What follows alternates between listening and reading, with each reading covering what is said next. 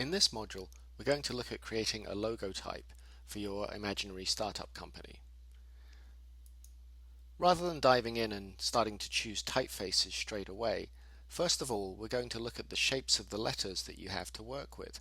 So we're going to look at the words or the word that is your company name and try and examine that a little more closely.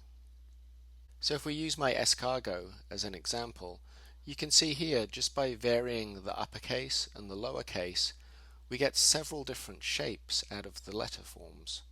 So already, just in one typeface, we've got plenty of decisions to make. And it's not just the difference between uppercase and lowercase that can create a different feeling in your name. Here, for instance, I'm looking at different typographic marks to break the word up, and you can see that they start to feel very different just from, again, one change. So it's worth exploring the variations in that one change. And sometimes that's a good way to generate a lot of very fast variations to try and think of a category, a change that you might make, like uppercase or lowercase, or in this case, changing the punctuation, and then try and examine all the possibilities that that could possibly mean. And it doesn't mean that you're going to necessarily use all of these, but it's a way to sometimes come up with something that you might not have originally thought of, or you might not have been able to imagine. And some of these decisions are going to affect the overall shape that your logotype is going to make. And again, irregardless of what typeface you choose, some of the basic shapes are going to be the same. So if we set a logotype in all caps, for instance, it's going to make a much more rectilinear shape. It's going to have a lot of more direction to it.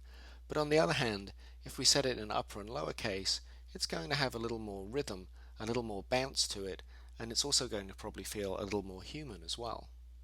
As well as looking at the shape of the word, we can also look at the individual characters.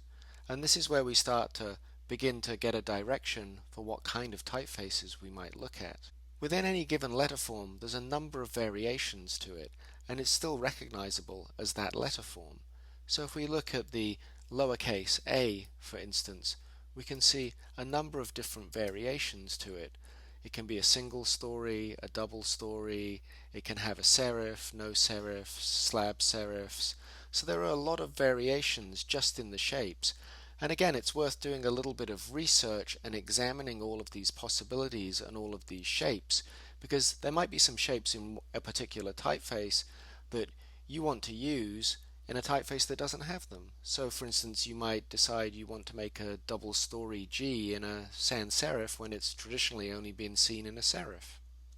And if we compare the amount of variation that's possible in the letter forms between the lowercase on the left and the uppercase on the right, you can see that there's actually a lot more variation in the lowercase. So this gives us a lot more possibilities in terms of the shapes that we might use in our logotype. If you look at the right hand side with the capital letters, the uppercase letters, those tend to have a little less variation and tend to be much more similar, despite being the same range of typefaces that you can see on the left.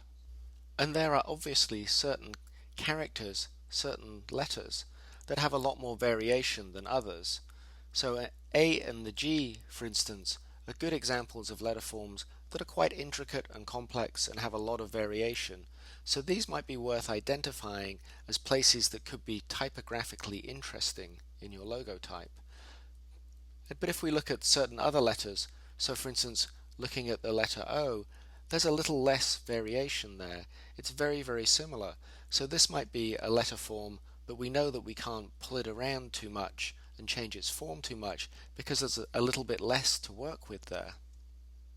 So again, what we're doing here before we even look at anything to do with typefaces is really looking at individual letter forms, looking at which other letter forms they sit next to, trying to look at the overall shape of the word, but also trying to identify what particular letter forms might have interesting shapes and might have possibilities for us to develop in an interesting way in our logotype.